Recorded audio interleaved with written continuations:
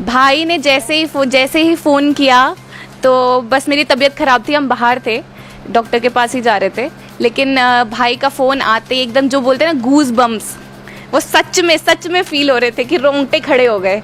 2 बच्चे हैं, बड़ी बेटी है और छोटा बेटा है। तो स्टार्टिंग से ये एलकेजी से लेके +2 तक अपने अपने स्कूल में टॉपर रहे हैं। तो 11:30 बजे 10:30 पौने 11 बजे अचानक इनका फ़ोन आया। मैंने सोचा फिर शायद बच्चा घर पे अकेला है, कोई काम होगा शायद, इसलिए फ़ोन आ गया।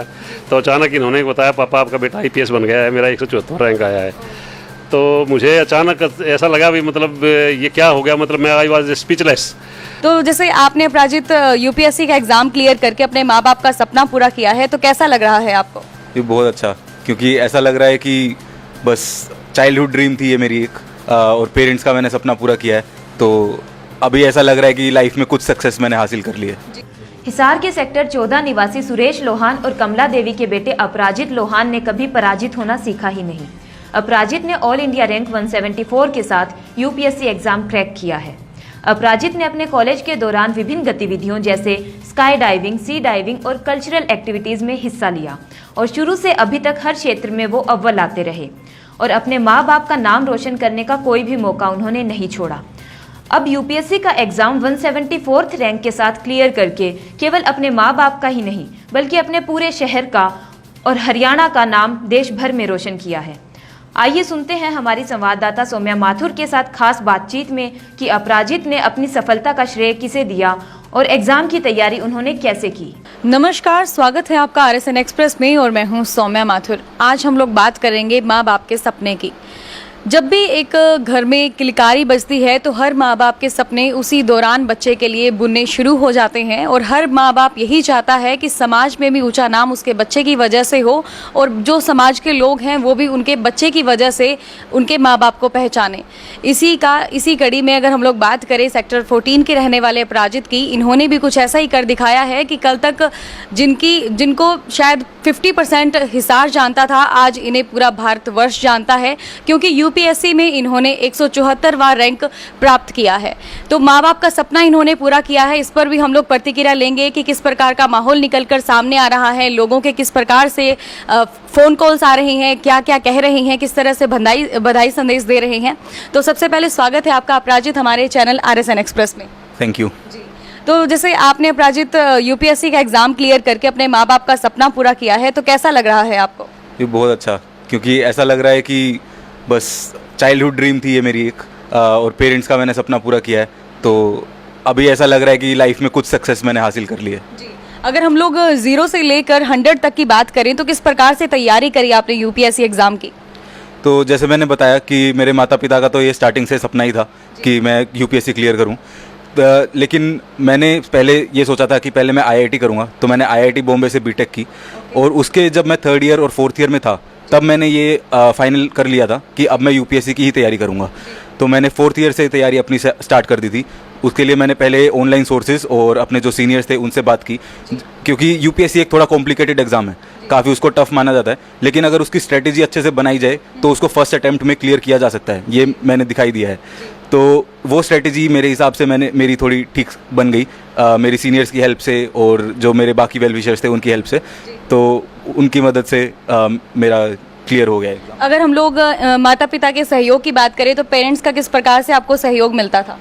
नहीं, अभी UPSC की जो जर्नी है वो काफ़ी लंबी हो जाती है, क्योंकि इसके अंदर 3 स्टेजेस हैं। तो पहले प्रीलिम्स है, फिर मेंस है और फिर इंटरव्यू है। तो उसके अंदर ये पूरे टाइम पे अगर आपको कांस्टेंट अपना मेंटल बैलेंस बना के रखना बहुत इंपॉर्टेंट है, क्योंकि बाकी जो कंपटीशन के एग्जाम्स होते हैं they are generally for like 3 hours 4 hours, उतने में आपका खत्म हो जाता है। लेकिन इसके अंदर आप पूरा 1.5 साल तक आपको पॉजिटिव एनवायरनमेंट चाहिए होता है, जिसके लिए माता पिता का कंट्रीब्यूशन बहुत इंपॉर्टेंट है। तो जैसे आपके जूनियर्स भी हैं UPSC एग्जाम की जो तैयारी कर रहे हैं, उनके लिए आप क्या संदेश देना चाहेंगे? उनके लिए बस यही संदेश है कि अगर आपने ठान लिया है कोई टारगेट आपने अपना बना लिया है तो उसकी तरफ चलते जाइए, बीच में घबराइए मत। काफ़ी लोग आपको मिलेंगे जो कि आपको बोलेंगे कि UPSC बहुत टफ है, तुमसे नहीं हो पाएगा, या इस टाइप से। मेरे को भी बहुत लोग बोलते थे, लेकिन आप उनसे डरिए मत और अगर आपने टारगेट बना लिया है तो उसकी तरफ चलते रहिए और क्लियर हो जाएगा बिल्कुल। UPSC तो आपने क्लियर कर ही लिया है, तो आप आगे क्या आप जॉब जो है प्राप्त करना चाहते हैं? अभी मेरे को इंडियन पुलिस सर्विस मेरे को मिल जाएगी, जिसके अंदर अभी कैडर हमें 3 या 4 महीने बाद पता चलेंगे। लेकिन मेरी माता जी का तो ये हमेशा से ही सपना था कि मैं इंडियन पुलिस सर्विस में ही आऊँ, और वो मैंने पूरा कर दिया है। अगर हम लोग देश में गरीबी की बात करें तो गरीबी बहुत ज़्यादा बढ़ती जा रही है। अगर क्रिमिनल की बात करें तो क्रिमिनल्स भी बढ़ते जा रहे हैं, जिसकी वजह से क्राइम तो सिर पर चढ़ा हुआ है एक तरह से लोगों पर। तो इसको आप कम करने के लिए किस तरह से कदम उठाएंगे? ये बिल्कुल एग्जैक्ट सेम क्वेश्चन मेरे से इंटरव्यू में भी पूछा गया था, जो मेरा यूपीएससी का इंटरव्यू था। उसमें जो मेरे चेयरमैन थे वो बस्सी सर थे, who is retired commissioner of Delhi police. तो उन्होंने मेरे से यही पूछा था जब मैंने उनको बताया कि मैं आईपीएस बनना चाहता हूँ। तो उन्होंने क्योंकि मैं 6 महीने यूरोप भी रह के आया हूँ, तो उन्होंने मेरे को यही एग्जाम्पल दिया था कि आपने यूरोप में देखा होगा कि क्राइम रेट बहुत कम है, लेकिन इंडिया में बहुत ज़्यादा है। तो उन्होंने मेरे से उसके रीजंस पूछे थे, जिसके लिए मैंने उनको यही बताया कि एक तो यूरोप के अंदर पावर्टी जो है वो बहुत कम है। वहाँ पे लोगों की जो बेसिक नेसेसिटीज़ हैं, जो कि एजुकेशन है, हेल्थ है, वो ऑलरेडी पूरी हो चुकी हैं। और इंडिया में ऐसा नहीं है, क्योंकि 40% of the people are below poverty line. तो अगर किसी के घर में खाने को रोटी नहीं है, उसके जो बच्चे हैं उनको वो स्कूल नहीं जा पा रहे हैं, उनको हेल्थ की ज़रूरत है, तो इसलिए वो क्राइम करने के लिए उतारू हो जाते हैं। तो जब तक हम ओवरऑल डेवलपमेंट नहीं कर पाएंगे अपने देश की, तब तक क्राइम ऐसे ही रहेगा। और इसलिए हमें स्टार्ट करना है हमारे जो यूथ है उसको मोटिवेट करके, और इसी तरह से हम लोग क्राइम को कम करें। क्राइम की अगर बात करें तो क्राइम शुरू होता है नशे से। तो नशे के ऊपर आप अपनी पकड़ बनाने के लिए, कि नशे को कम करने के लिए, उस पर अपनी पकड़ बनाने के लिए किस तरह से आप भविष्य में कदम उठाएंगे ताकि लोग भी आपकी हमेशा सराहना करते रहें?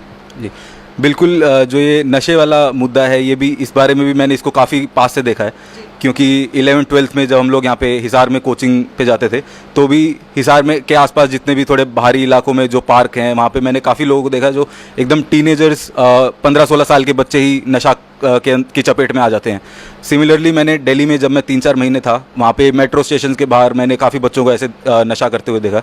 तो जिससे मुझे यही लगा कि सबसे पहली मेरी जो जिम्मेवारी रहेगी एज इंडियन पुलिस सर्विस में आने के बाद, कि मैं जो यूथ है उसको पहले तो इन चीज़ों से दूर रखा जाए, जिसके लिए एक मोरल एजुकेशन का होना बहुत ज़रूरी है। उसे हमें स्कूल करिकुलम में इंक्लूड करना चाहिए। उसके अलावा जो बच्चे ऑलरेडी ड्रग्स की चपेट में आ चुके हैं, हमें उन्हें एज ए क्रिमिनल नहीं देखना चाहिए, बल्कि वो उनकी मजबूरी बन गई है, तो उनको एक मेडिकल हेल्प की ज़रूरत है। तो उसके लिए हमें उन्हें मेडिकल हेल्प प्रोवाइड कराई जानी चाहिए।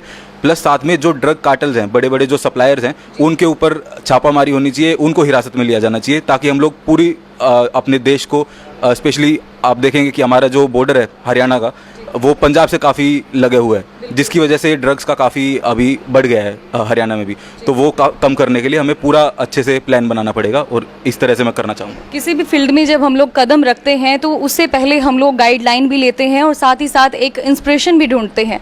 किससे इंस्पायर होकर आपने यूपीएससी की तैयारी करी?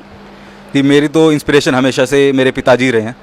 तो उन्होंने ही मुझे इस पाथ पे अग्रसर किया था, और उन्होंने ही मुझे रास्ता दिखाया था। और उनकी तरफ से कभी ऐसा प्रेशर नहीं रहा कि यही करना है या ये नहीं करना है। उन्होंने बस मुझे एक पाथ दिखाया था, और मेरे को भी उसके अंदर काफ़ी इंस्पिरेशन उनसे मिलती रही। तो मैं उनको श्रेय देना चाहूँगा। सुनने में ये भी आया है कि आपने किसी कोचिंग इंस्टीट्यूट को ज्वाइन नहीं किया, बल्कि घर से ही खुद के नोट्स बना के आपने तैयारी करी। कितनी सच्चाई है? अगर करी है तो किस प्रकार से आपने तैयारी करी है? तो जी, मैं 2018 में IIT बॉम्बे से पास आउट होके आया था। तो जब उसके बाद 1 साल फिर मैं घर पे था, मैंने ऑनलाइन सोर्सेज से अपनी पूरी तैयारी की थी, जिसमें मैंने अपने नोट्स बनाए और उनको ही मैंने बार बार पढ़ा। उसके बाद फिर मैं गया था 3-3.5 महीने के लिए दिल्ली, जहाँ पे मैंने मेंस की आंसर राइटिंग के लिए प्रैक्टिस की थी। और वहाँ पे 3 महीने में रहते हुए मुझे ये पूरा विश्वास हो गया था कि कोचिंग सेंटर्स ने और बाकी सब लोगों ने इस टाइप से यूपीएससी का एक रूमर बना रखा है कि अगर आप दिल्ली नहीं जाओगे तो आपका हो नहीं सकता है, आपका क्लियर नहीं होगा, आपको समझ में नहीं आएगा आपको कैसे पढ़ना है, क्या पढ़ना है। लेकिन ऐसा मेरे को बिल्कुल नहीं लगा, बल्कि वहाँ पे आप दिल्ली में जाओगे तो आपको लगेगा कि वहाँ पे चाय वाले से लेके आपके सब लोग आपको ये बोलते हैं कि भैया ये मार्केट में नई किताब आई है, भैया ये नया अखबार आया है, इसको पढ़ लो। लेकिन मैंने एक बात की गांठ मार ली थी कि मुझे एक ही सोर्स से 1000 बार पढ़ना है, मुझे 1000 जगह से एक बार नहीं पढ़ना है। तो यही स्ट्रेटेजी थी जो कि मेरे काम में आई, और यही मैं आगे जो मेरे जूनियर्स हैं उनको भी यही सलाह देना चाहूँगा। फिर भी देखिए, जैसे यूपीएससी के एग्ज़ाम बहुत ज़्यादा टफ भी माना जाता है, आपने बहुत कड़ी मेहनत करी, उसका परिणाम आपको कल मिला है। कुछ लोग ऐसे भी हैं जो तैयारी में लगे हुए थे, जो पीछे रह गए हैं, उनको आप क्या मैसेज देना चाहेंगे? तो मैं अपने आप को काफ़ी फॉर्चुनेट मानता हूँ, क्योंकि ये एग्ज़ाम है जिसके अंदर आपको लक की ज़रूरत बिल्कुल पड़ती है। और तीनों स्टेजेस क्लियर करने के अंदर मैं खुद का एग्जांपल दूं तो हर स्टेज के बाद कभी भी मेरे को 100% ये श्योर नहीं था कि क्या ये मेरा क्लियर होगा या नहीं होगा। तो डेफिनेटली लक की एक ने अपना रोल प्ले किया, लेकिन साथ में मेहनत तो लगती ही है।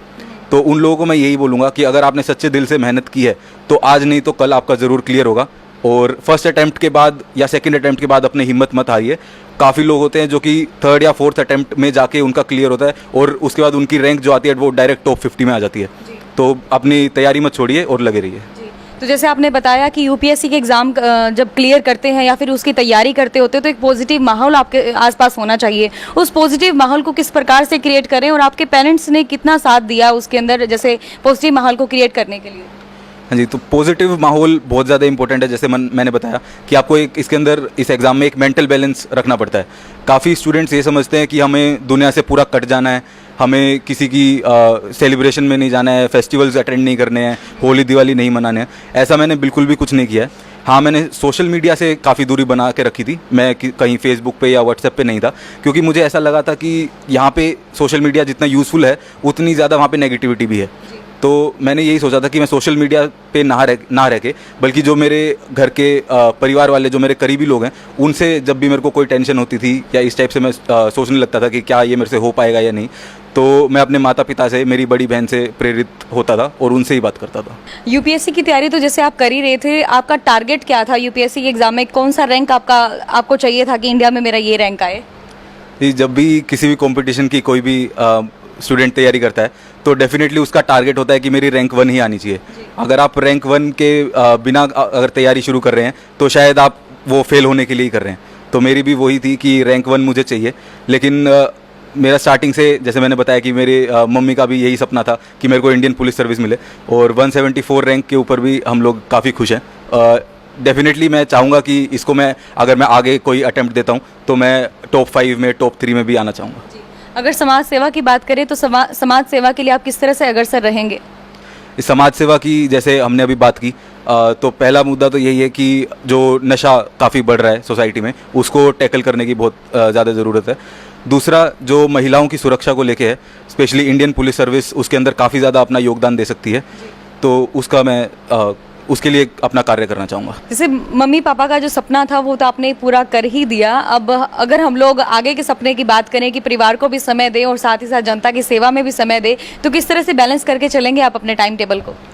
जी बिल्कुल, जो स्पेसिफिकली इंडियन पुलिस सर्विस है या फिर दूसरी सर्विसेज हैं यूपीएससी की, डेफिनेटली वो काफ़ी टाइम कंज्यूमिंग होती है, काफ़ी हार्ड वर्क उसके अंदर चाहिए होता है, तो जिससे फैमिली टाइम काफ़ी कम मिल पाता है। लेकिन मैं मेरी पूरी कोशिश करूँगा कि समाज सेवा करने के साथ साथ मैं अपने परिवार वालों को भी पूरा समय दूँ।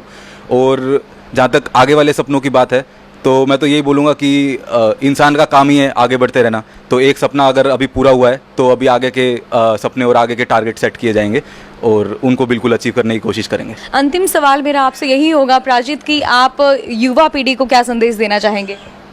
युवा पीढ़ी के लिए जो लोग यूपीएससी की तैयारी कर रहे हैं, स्पेसिफिकली उनके लिए मैं बोलना चाहूँगा कि आप यूपीएससी को एक टारगेट की तरह सोचें, जो कि आपको एक ही साल में करना है, फर्स्ट अटैम्प्ट में ही क्लियर करना है। क्योंकि जितना परिश्रम और जितनी मेहनत और जितने मोटिवेशन से आप फर्स्ट अटैम्प्ट दे पाएंगे उतना शायद बाद में नहीं दे पाएँ।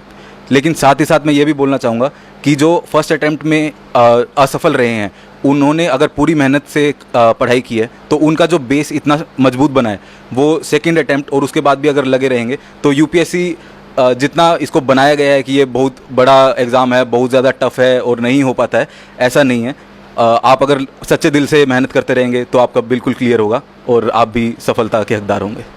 अपराजित के पिता सुरेश लोहान का कहना है कि जब बेटे का फोन आया और उसने बताया कि मैंने यूपीएससी का एग्जाम क्लियर कर दिया तो मेरी खुशी का ठिकाना न रहा। हम लोग इनसे जानेंगे कि जैसे ही इनको यूपीएससी के रिजल्ट के बारे में पता चला और जब पता चला कि अपराजित का पूरे भारत में 174वां रैंक आया है, तब आपकी प्रतिक्रिया क्या थी? उस टाइम हमारा कैमरा तो इनके पास नहीं था कि इनकी प्रतिक्रिया को हम लोग कैप्चर कर लेते, लेकिन इनसे ही हम लोग जानेंगे कि इनके भाव क्या थे उस समय। जी सर, बताइए। जी ऐसा है, जब बच्चे का रिजल्ट आया तो उस टाइम पे मैं तो अपनी कोर्ट में गया हुआ था, चैम्बर में बैठा था। जाते हुए मैं जब 10 बजे घर से निकला तो इसे पूछ के गया था, बेटे रिजल्ट रात को आना था, आया नहीं गया। तो इन्होंने बोले पापा अभी तक तो नहीं आया है। तो 11:30 बजे, 10:30 पौने 11 बजे अचानक इनका फ़ोन आया। मैंने सोचा फिर शायद बच्चा घर पे अकेला है, कोई काम होगा शायद, इसलिए फ़ोन आ गया। तो अचानक इन्होंने बताया पापा आपका बेटा IPS बन गया है, मेरा 174 रैंक आया है। तो मुझे अचानक ऐसा लगा भी मतलब ये क्या हो गया, मतलब मैं आई वॉज स्पीचलेस। एक बार जिसको कहते हैं भी सोचने समझने की क्षमता जो शून्य सी हो जाती है, वो अचानक मेरे को हुआ भाई, मतलब क्योंकि एक बहुत एक्सपेक्ट तो हम कर रहे थे भाई, मतलब भाई ये क्लियर तो हो जाएगा इसका, लेकिन इतना उम्मीद नहीं थी भाई एकदम 174वां रैंक आ जाएगा। एकदम अचानक ऐसी मतलब जैसे कहते हैं ना भाई मुंह खुला का खुला रह गया उस टाइम पे। तो मेरे साथ में जो मेरे साथी एडवोकेट मोहित मित्तल जी बैठे थे, तो उन्होंने अचानक मेरे से पूछा, रोहन साहब क्या हो गया, ये क्या फ़ोन आ गया था आपके पास? तो मुझे उसको बताने फिर 2-3 मिनट लगे नॉर्मल होने में। तो ये एक प्रकार से मतलब अचानक इतनी खुशी हुई थी कि मतलब है ना बातें करनी मतलब भूल गए थे। आपके बेटे से और युवा लोगों को क्या प्रेरणा लेनी चाहिए सर? देखो जी, मतलब मैं जो आजकल को जैसे बच्चों ने मतलब इतनी मेहनत की है, तो उसके बारे में मैं जो नए बच्चे जो हैं उनको ये संदेश देना चाहूँगा कि मतलब जो अपना काम जो आप करें एक सच्चे मन से सोच टारगेट बना के करें। मतलब उसके अंदर कोई ज़्यादा एकदम मतलब बहुत ऊंचे टारगेट रखते हैं तो कई बार उसमें भी दिक्कत हो जाती है। जो आपकी जिस फील्ड में ज़्यादा इंटरेस्ट होता है, यदि आपका फोटोग्राफी में इंटरेस्ट है तो फोटोग्राफी को परस्यू कीजिए, आपका यूपीएससी में इंटरेस्ट है तो आप यूपीएससी को फॉलो कीजिए, आपका यदि कोई और किसी सोशल सर्विस के अंदर इंटरेस्ट है तो उसको अंदर फॉलो कीजिए। ज़्यादा दबाव में आके किसी को देखा देखी करके मतलब जो बहुत ज़्यादा ऊंचे एम है वो ना रखे जाएँ। तो यदि अपने इंटरेस्ट के हिसाब से यदि बच्चा कोई काम करेगा तो नेचुरली उसको सफलता मिलेगी, ये मेरा मानना है। आपने कितना सहयोग किया सर इनकी स्टडी में? जहाँ तक मेरे सहयोग की बात है, मैंने तो इनका जो शुरू से जो मतलब पहली क्लास से लेके और 10वीं तक ही मेरा ज़्यादा रोल रहा, क्योंकि मैं भी मतलब है ना अपने स्कूल के अंदर मतलब है ना अपने एक प्रकार से टॉपर रहा था अपने टाइम पे। तो मुझे उस हमारे टाइम पे कोई ट्यूशन वगैरह नहीं होते थे, तो मैंने भी शुरू से इनको ये बताया भाई रोज़ का काम रोज़ करो अपना, जो स्कूल में आप काम करके आते हो और जो आपको होमवर्क मिलता है डेली करो, कोई पेंडेंसी ना छोड़ो उसके अंदर, और रोज़ का काम यदि रोज़ करोगे तो कभी आपको पेपर का प्रेशर भी नहीं होएगा। तो यही कारण रहा कि इन्होंने कभी मतलब है ना जैसे पेपर नॉर्मल जैसे होता है आजकल पेरेंट्स जब बच्चों के एग्जाम नहीं होते हो, ज़्यादातर पेरेंट्स के एग्जाम होते हैं, तो उस ढंग से इतने बिजी होते हैं भी बच्चे मतलब ना यदि वर्किंग कोई पेरेंट्स है तो छुट्टी लेके बैठ जाते हैं, बच्चों की तैयारी करवाते हैं। हमारे केस में कभी ऐसा नहीं हुआ, इन्होंने हमारे को कभी फील ही नहीं होने दिया कि पेपर देने जा रहे हैं हम। तो उसका ये था, इन्होंने शुरू से ही मतलब अपना रोज़ का काम रोज़ किया, तो उसके हिसाब से कभी इनको महसूस नहीं हुआ भाई कभी हमने पेपर देना है। जैसे फाइनल पेपर होते थे रोज़ के कभी टेस्ट ले लेते, ये हमेशा नॉर्मल रहे, इन्होंने कभी मतलब एक्स्ट्रा बर्डन ना तो हमारे ऊपर महसूस होने दिया ना खुद ही इन्होंने लिया। मतलब बच्चों की तरफ से आप पूरी तरह से संतुष्ट थे, कभी परेशानी नहीं? बिल्कुल बिल्कुल, हम पूरी तरह से संतुष्ट थे। इन्होंने भी हमारी जो हमने इनसे एक्सपेक्टेशन रखी है उन्होंने उनको पूरा किया, हमारे कहे अनुसार कार्य किया। फिर भी हमने मतलब है ना इनको अपने तरफ से फ्री हैंड दिया हुआ था। बेटे ने जब इसका +2 के बाद मतलब सॉरी मैट्रिक के बाद जब इनका स्ट्रीम चॉइस करने की सोची तो पहले इसने मतलब है ना मेडिकल चूज़ कर ली थी, ठीक है। तो मेडिकल चूज़ कर ली थी तो एलन चंडीगढ़ के अंदर वहाँ इंट्रेंस टेस्ट हुआ, तो उसका में इसका 7th रैंक आया था। तो हमने इसे मतलब सोच लिया था भाई ये इसको डॉक्टर की लाइन में डालना है, क्योंकि इनकी बड़ी बहन थी वो पहले मेडिकल पढ़ रही थी।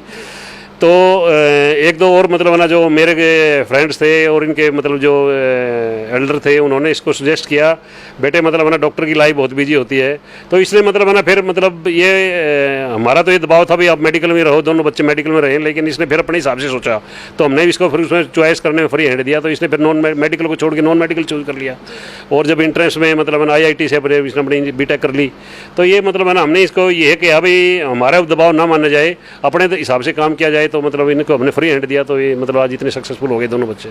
अपराजित की मां का कहना है कि हमारा खुद का स्कूल था, लेकिन हमने बच्चों की पढ़ाई को लेकर और बच्चों पर ध्यान देने के लिए स्कूल बंद कर दिया और आज हमारी मेहनत रंग लाई है। तो अभी मेरे साथ मौजूद हैं अपराजित की मदर कमला लोहान जी। तो इनसे हम लोग जानेंगे, जैसे कई पेरेंट्स होते हैं बच्चों पर इतना ज़्यादा प्रेशर बनाते हैं कि केवल बच्चे को उनके ड्रीम के अकॉर्डिंग ही काम करना होता है। जैसे अगर बच्चे आपको डॉक्टर बनना है तो बनना ही पड़ेगा, चाहे बच्चा कितनी बारी कह दे मम्मा मुझे उस फील्ड में जाना है, लेकिन पेरेंट्स सुनते नहीं है। इन्होंने किस प्रकार से अपने बच्चे के ड्रीम को लिया, किस प्रकार से उसकी स्टडी में सहयोग किया, इनसे ही हम लोग जानेंगे। जी मैम बताएं आप कि किस प्रकार से आपने बच्चे की स्टडी में अपना सहयोग दिया। ऐसा है मैडम, स्टार्टिंग से ही मेरे पास 2 बच्चे हैं, बड़ी बेटी है और छोटा बेटा है। तो स्टार्टिंग से ही LKG से लेके +2 तक अपने अपने स्कूल में टॉपर रहे हैं। सेकंड तो ये कभी आए नहीं, तो मेरे को कोई ज़्यादा मेहनत करने की ज़रूरत नहीं पड़ी। ये बस मेरे और इनके पिताजी के मार्गदर्शन में ये काम करते रहे। जो भी इनको डेली स्कूल से होमवर्क मिलता था डेली करते रहे। कभी ऐसा नहीं हुआ कि हमारे को कभी कहीं रिश्तेदारों की शादियों में कभी टीवी बंद करना, कभी बच्चों पे किसी भी तरह का प्रेशर बनाने की ज़रूरत नहीं पड़ी, क्योंकि बच्चे दोनों ही सिंसियर हैं स्टार्टिंग से। तो अगर हम लोग मैम पेरेंट्स की बात करें तो कुछ पेरेंट्स ऐसे भी होते हैं जो बच्चों पर दबाव बनाते हैं, बहुत ज़्यादा दबाव बनाते हैं कि आपको इस फील्ड में जाना है तो इसी फील्ड में जाना है, चाहे बच्चा कितना ही कहे लेकिन बच्चे की बात नहीं सुनी जाती। पेरेंट्स का जो दबाव होता है वही ऊपर होता है। तो उन पेरेंट्स को आप क्या मैसेज देना चाहेंगे? उन पेरेंट्स को मैडम मैं यही मैसेज देना चाहूँगी कि बच्चों पे ऐसे प्रेशर ना बनाया जाए, बच्चों को बिल्कुल फ्री छोड़ें। उनको जो करना है उनको बोलो बेटा जो भी करो बेस्ट करो। बस यही मेरा सारे माता पिता को यही मैसेज रहेगा कि बच्चों पर प्रेशर ना बनाएं, बच्चों का सहयोग करें और उनका जो भी जिस भी फील्ड में जाने का मन करे बस उनको फ्री छोड़ें और उनका मार्गदर्शन करते रहें। रिश्तेदारों के किस प्रकार से संदेश आ रहे हैं मैम आपके पास? मैडम सबके आ रहे हैं, रिश्तेदारों के, जानकारों के, पड़ोसियों के, तो बहुत सारे बधाई संदेश आ रहे हैं और हम पूरा परिवार बहुत खुश हैं। कैसा फील हो रहा है मैम कि आपके बच्चे की वजह से आप लोगों की हिसार ही नहीं बल्कि पूरे भारत में इतनी बड़ी पहचान बन गई है? बिल्कुल मैडम, बहुत खुश हैं क्योंकि हम अब अपने बच्चे के कारण, अपराजित के मम्मी पापा के कारण हम अब जाने जाते हैं। कल से हम तो स्टार बन गए हैं बिल्कुल। वहीं अपराजित की बड़ी बहन का कहना है कि जब भी मुझे ज़रूरत पड़ी तो मेरे भाई ने मुझे गाइड किया, जबकि बड़ी बहन होने के नाते मुझे अपराजित को गाइड करना चाहिए, लेकिन वो मुझसे कहीं ज़्यादा समझदार है। तो अब हम लोग बात करेंगे अपराजित की सिस्टर अपराजिता से। मैम कैसा लग रहा है आपको? बहुत अच्छा लग रहा है, मतलब वर्ड्स में एक्सप्लेन नहीं कर सकते हैं कि कितना अच्छा लग रहा है। वो पहला एक्सप्रेशन क्या था आपका जब आपको पता चला कि आपके भाई का यूपीएससी एग्ज़ाम क्लियर हो चुका है और जो ड्रीम था आपके मम्मी पापा का आपका वो क्लियर होने वाला है? भाई ने जैसे ही फ़ोन किया तो बस मेरी तबीयत ख़राब थी, हम बाहर थे, डॉक्टर के पास ही जा रहे थे, लेकिन भाई का फ़ोन आते ही एकदम जो बोलते हैं ना गूज बम्स, वो सच में फील हो रहे थे कि रोंगटे खड़े हो गए। तो सच में इतनी खुशी हुई कि बस कैसे उड़ के भाई के पास पहुंच जाए, और हम बस उसी टाइम घर पहुंचे और भाई को गले मिलके पूरा खुशी बांटी आपस में। कैसा फील होता है जब एक बहन को उसके भाई के नाम से जाना जाए कि देखो वो जा रही है अपराजित की सिस्टर अपराजिता? बहुत अच्छा फील होता है। आज मैं ड्यूटी से छुट्टी लेने वाली थी लेकिन मैंने वो ली नहीं, सबको मिठाई खिलानी थी, सेलिब्रेट करना था, मैं अपनी ड्यूटी पूरी करके आई और वहाँ पे सब लोग इतने खुश हैं जैसे पूरा सबका मतलब बेटा है अपराजित। अब हिसार में इतना नाम किया है, हरियाणा में, तो सब लोग बहुत खुश हैं और मैं तो प्राउड सिस्टर ऑफ अपराजित लोहान। अब तो जैसे एक उम्मीद आपकी जो थी वो भाई ने पूरी कर दी है, आगे भविष्य के लिए क्या क्या उम्मीदें हैं आपकी अपने भाई के साथ? भाई से उम्मीदें तो हैं लेकिन विश्वास भी है कि जो भी भाई करेगा बहुत अच्छा करेगा, और जैसे अभी तक करते आया है और मम्मी पापा उसको गाइड करते रहेंगे जैसे अभी तक करते हैं। और हालांकि वो मुझसे छोटा है लेकिन गाइडेंस वो मुझे पूरी देता है जी। हाँ, तो मतलब मुझे भी गाइड करता रहता है जी। आप उनको कैसे गाइड करते हैं? बस हम गिव एंड टेक वाली चीज़ होती है, कभी कुछ उसको किसी चीज़ में हेल्प चाहिए होती है तो मैं गाइड करती हूँ, वरना भाई। तो अपराजिता जी, आप भी प्रोफेशनली एक डॉक्टर हैं और पहले तो आपने अपने मम्मी पापा का सपना पूरा किया, उसके बाद आपके भाई को मौका मिला अपने मम्मी पापा का सपना पूरा करने का। तो किस तरह से इंस्पायर किया आपने अपने भाई को और कहाँ से आपने जो अपडेट रखने के लिए इनको क्या क्या सीख दी? जैसे मैंने पहले MBBS की, उसके बाद MD की तैयारी स्टार्ट की, तो मैंने अपनी इंटर्नशिप में ही फर्स्ट अटेम्प्ट में MD में एडमिशन लिया। तो ये मुझे पता नहीं था कि भाई को इतना उससे इंस्पिरेशन मिली है। जब इसके इंटरव्यूज़ हुए हैं तो इसने मेंशन किया कि मतलब बहन ने फ़र्स्ट अटेम्प्ट में किया, तो मैं भी फ़र्स्ट अटेम्प्ट में करना चाहता था और मैं भी सोचता था, मुझे उससे इंस्पिरेशन मिली। तो ये बात सुन के तो मतलब मुझे बहुत ही अच्छा लगा, तो कि कहीं ना कहीं मैं भी उसको इंस्पायर कर पाई। तो जैसे आपके भाई ने यूपीएससी का एग्ज़ाम क्लियर करके आपकी एक उम्मीद तो पूरी कर दी है, आप भविष्य में उनसे क्या क्या उम्मीदें रखती हैं, क्या क्या अपेक्षाएं हैं आपकी अपने ब्रदर से? बस यही उम्मीद करते हैं कि जैसे मम्मी पापा ने स्टार्टिंग से अपनी चीज़ों को अलग रखते हुए हमारी हर चीज़ को पूरा किया, हमारी बोलने से पहले हर चीज़ जो हमें ज़रूरत थी, गाइडेंस हो चाहे हमारी किसी भी तरीके की जो भी ज़रूरतें हैं सब उन्होंने पूरी की और हमें पूरी गाइडेंस दी पढ़ने में, हर चीज़ में, मतलब को करिकुलर एक्टिविटीज़ हर चीज़ में हमें आगे रखा। तो उससे हम भाई और मैं दोनों अब सक्सेसफुल हो पाए हैं। तो सिमिलरली हमसे भी अपनी अपनी फील्ड में जो भी हो पाएगा वो हम देश के लिए करेंगे और साथ में फैमिली का भी नाम रोशन करेंगे और मम्मी पापा को ज़रूर बहुत प्राउड फील कराएंगे। जो तो हम आज कर ही रहे हैं वो मम्मी पापा की शक्ल पे दिखता है, तो उससे ही इतनी खुशी होती है कि बस जो बयान नहीं कर सकते। तो जैसे हमने अपराजित के मदर, फादर, उनकी सिस्टर से बात करी तो उनकी खुशी तो उनके चेहरे से ही जाहिर हो रही है कि कितने खुश हैं वो अपने बच्चे को इतने ज़्यादा सक्सेस देखकर।